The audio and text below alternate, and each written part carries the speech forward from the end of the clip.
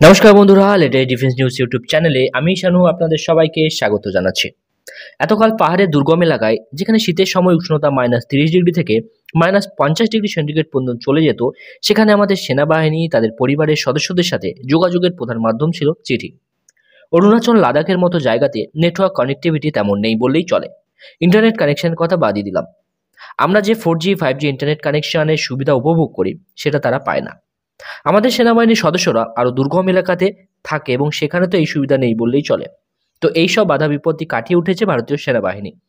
Internet এবং communication পরিষেবা যাতে সচল থাকে সেই সব কথা মাথায় রেখে লাদাখের গালওয়ান, দেমচক, দুমার, বাটালিক, দ্রাস ও সিয়াচেন হিমবাহের মতো অঞ্চলে 4G ও 5G পরিষেবা চালু করেছে ভারতীয় সেনাবাহিনীর সদস্যরা।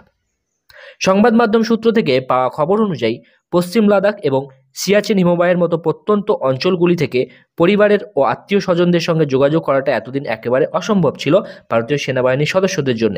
তবে সেই কাজ এবার সহজ করে দিল ভারতীয় সেনা।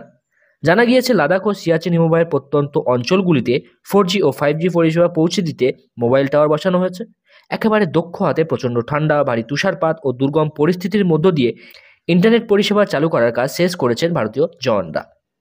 এর ফলে সেনা সদস্যরা পরিবারের সদস্যদের জন্য কথা বলবার জন্য ক্যাম্প ছেড়ে লোকালয়ে আসতে হবে না। 4G 5G পরিষেবা আসার ফলে সেখানকার মানুষদের ইন্টারনেট অ্যাক্সেস আরও ভালো পাবে, যা থেকে এতদিন তারা বঞ্চিত ছিল। কিন্তু এর থেকে আমাদের সচেতনও হতে হবে।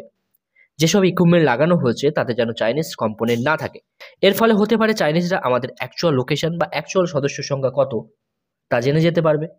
স্যাটেলাইটের মাধ্যমে লোকেশন জানা গেলেও সদস্য সংখ্যা আন্দাজ করা সম্ভব নয়।